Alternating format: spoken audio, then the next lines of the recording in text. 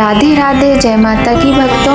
आप सभी का स्वागत करती हूँ स्पिरिचुअल ज्ञान साधना में और आप सभी से अनुरोध करती हूँ कि स्पिरिचुअल ज्ञान साधना को सब्सक्राइब कर लीजिए और बेल आइकन को प्रेस कर दीजिए ताकि आपको नई नई वीडियोस का नोटिफिकेशन मिलता रहे। राधे राधे, जय माता की। कैसे हैं आप सभी लोग? हम आशा करते हैं माता की कृपा से सभी बहुत अच्छे होंगे और आप सभी के मंगल की कामना करते हैं। कमेंट में राधे राधे, जय माता की, हर हर महादेव कुछ भी लिख सकते हैं। और आप सभी का बहुत बहुत स्वागत है स्पिरिचुअल ज्ञान साधना में। तो जैसा कि आप सभी को पता है कि नवरात्रि आने में सिर्फ एक दिन बाकी है। आज 13 तारीख हो चुकी है, कल 14 तारीख है, पितृविसर्जन अमावस्या, जिसकी वीडियो हम अपलोड कर चुके हैं। आप चाहें तो इस वीडियो को देखकर लाभ उठा सकते हैं।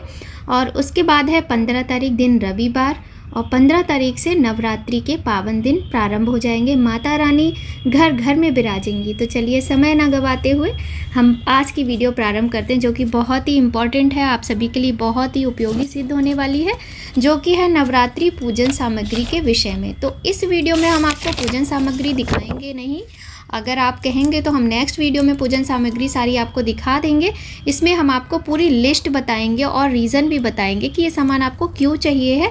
और हमारा एक ही उद्देश्य है कि आपको पूजा करने में किसी प्रकार की कोई असुविधा ना हो, कहीं पर कोई भूल चूक ना हो। तो अगर हमसे इस लिस्ट में सामग्री की कोई भूल चूक हुई हो तो प्लीज़ हमें क्षमा कीजिएगा, किंतु हमने पूर्ण प्रयत्न किया है कि आप सभी की हेल्प हो जाए। और आप पूरी वीडियो देखिएगा बिना स्किप किए। हम आशा करते हैं और ऐसा हम मानते हैं कि आप सभी के लिए ये वीडियो बहुत ही उपयोगी सिद्ध होने वाली है। तो चलिए प्रारंभ करते हैं वीडियो, जो कि है आज नवरात्रि पूजन सामग्री से संबंधित। तो सभी को जय माता दी। सबसे पहले माता की जयकारा लगाते हैं, बोलिए शेरा वाली माता की जय। तो देखिए, सबसे पहले हमें माता की चौकी लगानी है। तो चौकी लगाने के लिए हमें किस किस सामान की आवश्यकता होगी वो हम बात करते हैं। तो देखिए, चौकी ले लीजिए।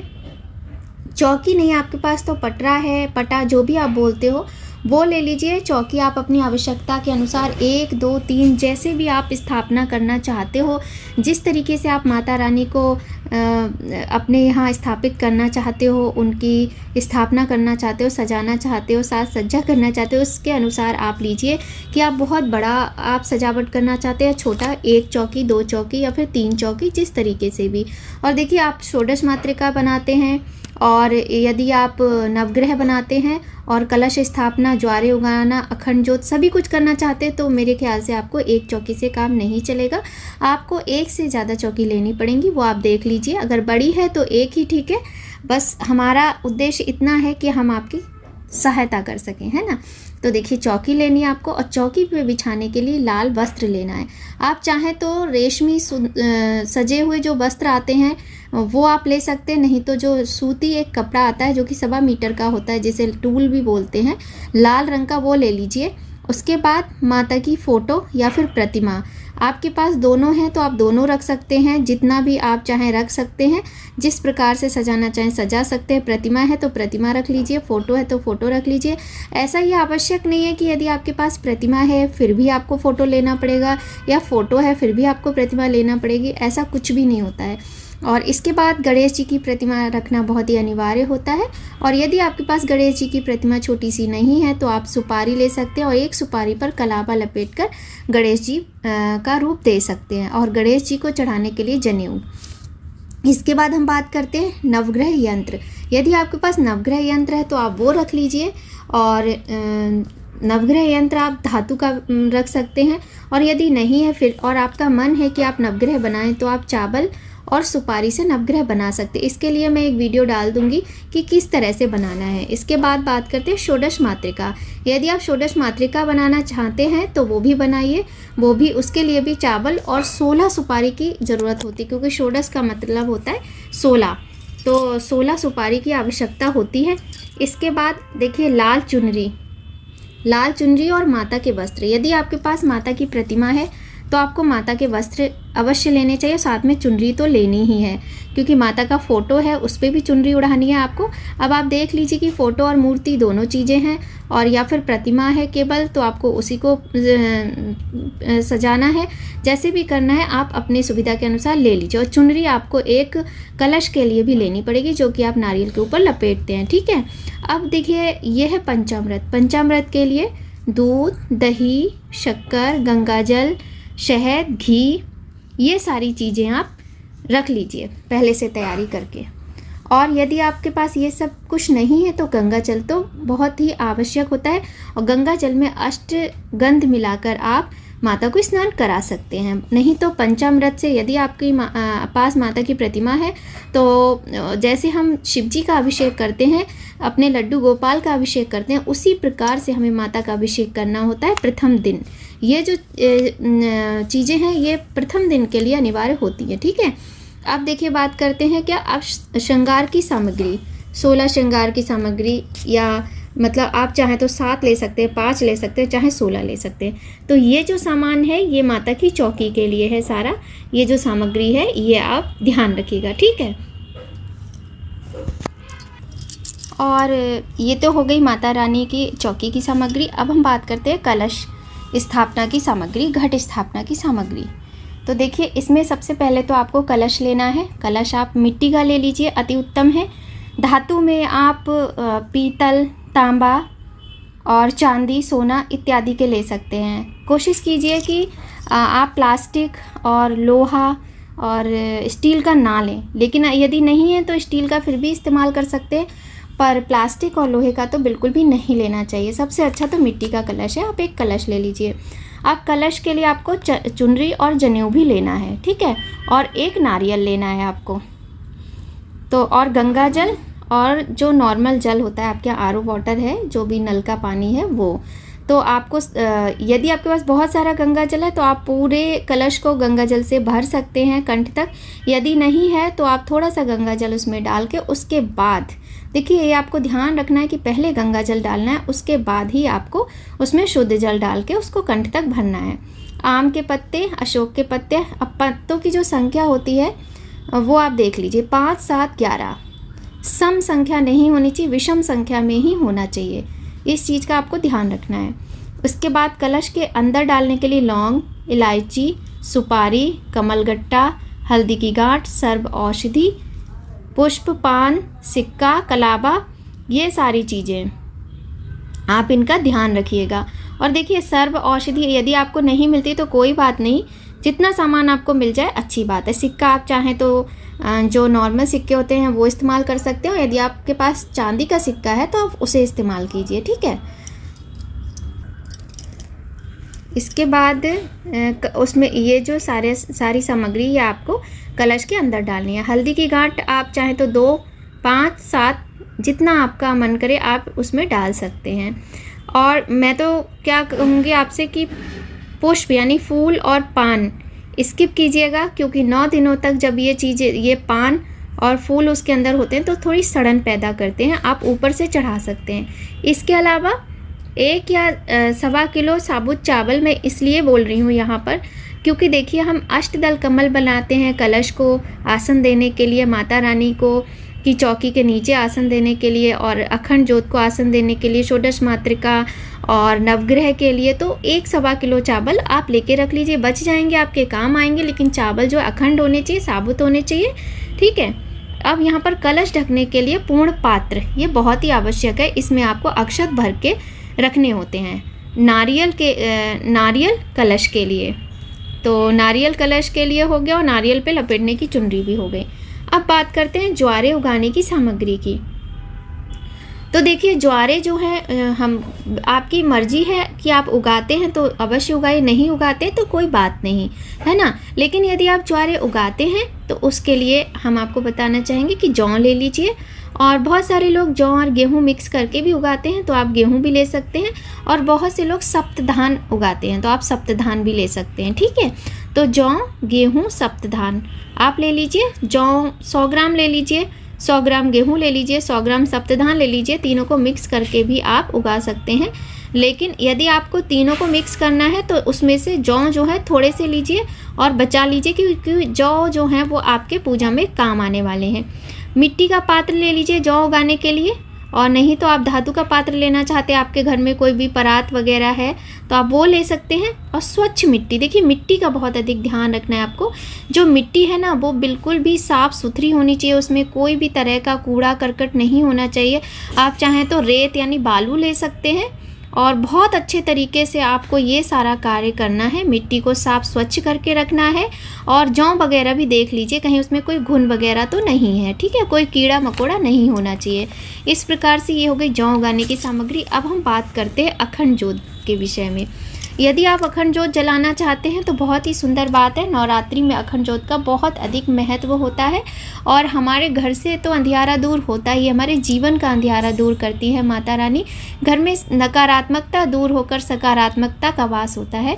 तो अखंड जोत के लिए देखिए आपको क्या लेना है। सबसे पहले एक बहुत नहीं, बड़ा सा एक दीपक लेना है। तरह तरह की अखंड जोत आती हैं, वो भी ले सकते हैं, और मिट्टी का ले सकते हैं, धातु का ले सकते हैं, जैसे भी आपकी इच्छा हो। और बड़ी लंबी बाती रुई की ले सकते हैं, कलाबा की, मैं तो कहूँगी कलाबा की ही लीजिए, और नहीं तो आप बना सकते हैं घर में भी, मैं तो घर में ही बनाती हूँ। इसके अतिरिक्त आप गाय का घी या फिर तिल का तेल, ये आप देख लीजिए कि आपको घी की अखंड जोत जलानी है या आपको तिल के तेल की अखंड जोत जलानी है। दोनों ही अच्छी रहती हैं, जैसी आपकी इच्छा हो। बस ये ध्यान रखना है कि यदि आप घी की अखंड जोत जला रहे हैं तो आपको गाय का घी ही लेना है। अब अष्टदल कमल बनाने के लिए अक्षत और ज्योति ढकने का केस, छोटी छोटी बातें हैं, बहुत काम आएंगी आपके, और इसीलिए हम ये वीडियो लेकर आए, आपके बहुत काम आएंगी ये छोटी छोटी बातें। तो अक्षत तो पहले हम 1-1.25 किलो बता चुके हैं, और ज्योति ढकने के लिए केस, क्योंकि देखिए गर्मी तो है, कहीं कहीं काफ़ी ज़्यादा गर्मी है, कहीं कहीं नहीं है, तो पंखे वगैरह चलते हैं, कीड़े मकोड़े हैं, या कभी कभी होता है हम पूजा कर रहे होते हैं, बच्चे हैं घर में, कुछ भी है, तो ज्योत हमारी सुरक्षित रहना चाहिए, बंद नहीं होनी चाहिए। तो इसके लिए हमें थोड़ा ध्यान रखना पड़ेगा, जिसके लिए हमने केस की बात की है यहाँ पर।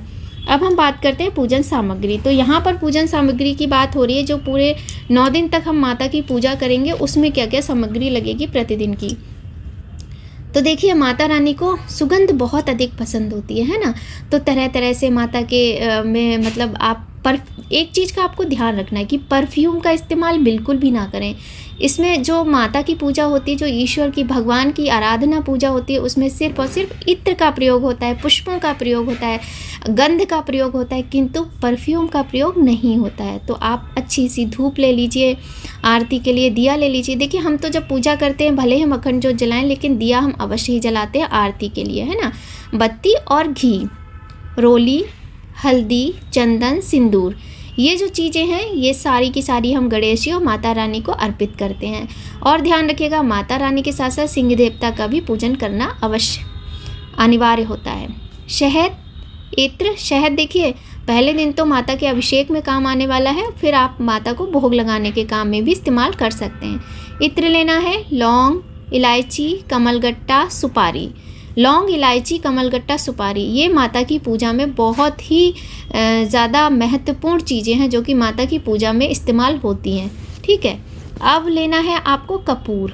कपूर के बिना तो पूजा होती ही नहीं है, माता रानी की अधूरी रहती, तो आपको कपूर लेना है, ठीक है। और लेना है आपको पान। तो पान आप इकट्ठे 11 पान लाकर रख लीजिए, आपके काम आएंगे, और इनको आप फ्रिज में स्टोर कर लीजिए, कपड़े में लपेट कर, पॉलीथीन के अंदर बांध कर, तो ये आपके सुरक्षित बने रहेंगे। फूल और फूलों की माला, तो आप पुष्प जो है आप गेंदा है, गुलाब है, कोई भी ले सकते हैं। और इसके अतिरिक्त आप गुड़हल का फूल अगर आपको मिले तो वो भी चढ़ाइए। अनार का फूल मिले तो बहुत ही शुभ रहता है और बहुत ही शुभता प्राप्त होती है, माता रानी का आशीर्वाद प्राप्त होता है, तो आप अनार का फूल भी चढ़ा सकते हैं। यहाँ पर दूर्वा लिखी हुई है हमने, क्योंकि दूर्वा जो है वो गणेश जी को चढ़ाई जाती। एक चीज़ का आपको यहाँ पर ध्यान रखना है कि जो दूर्वा है वो माता रानी को नहीं चढ़ाई जाती है, दूर्वा सिर्फ और सिर्फ गणेश जी को ही चढ़ाई जाती, ठीक है। अब हम देखिए वीडियो बहुत लंबा होता जा रहा है, इसलिए हम थोड़ा जल्दी जल्दी बताएंगे। लिस्ट पूरी तैयार है आपके लिए और बहुत ही उपयोगी सिद्ध होगी ये लिस्ट आपके लिए। बहुत ध्यान से आप वीडियो सुन लीजिएगा और लिस्ट लेके चले जाइएगा और सामान खरीद के ले आइएगा। और आपको एक मैं बात बताना चाहूँ, पितृपक्ष में हम जो सामान नहीं ले सकते हैं वो होता है हमारे अपने पर्सनल इस्तेमाल के लिए, हमें अपने जो हमारे लग्ज़री के लिए, हमारे कंफर्ट के लिए जो सामान होता है वो हमें नहीं लेना चाहिए। पूजा पाठ का सामान आप ले सकते हो, अपने लिए कपड़े, सोना चांदी ये सब नहीं खरीदना चाहिए, और माता रानी के लिए पूजा के लिए हम सारा सामान खरीद सकते हैं। तो देखिए अब बात करते हैं हवन की। नवरात्रि में मतलब हवन की एक अलग ही महिमा होती है। हवन भी कराते हैं, कुछ लोग प्रतिदिन दोनों समय धूनी देते हैं, कुछ लोग यज्ञारी करते हैं। तो आप जैसे भी करते हैं अपनी परंपरा के अनुसार कर सकते हैं, और नहीं करते हैं तो आप कीजिए। तो सबसे पहले देखिए हम एक पात्र लेंगे मिट्टी का या धातु का, जिससे कि हम हवन कर सकें, या फिर हमें धूनी के लिए भी हम एक पात्र ले सकते हैं, यज्ञारी के लिए भी।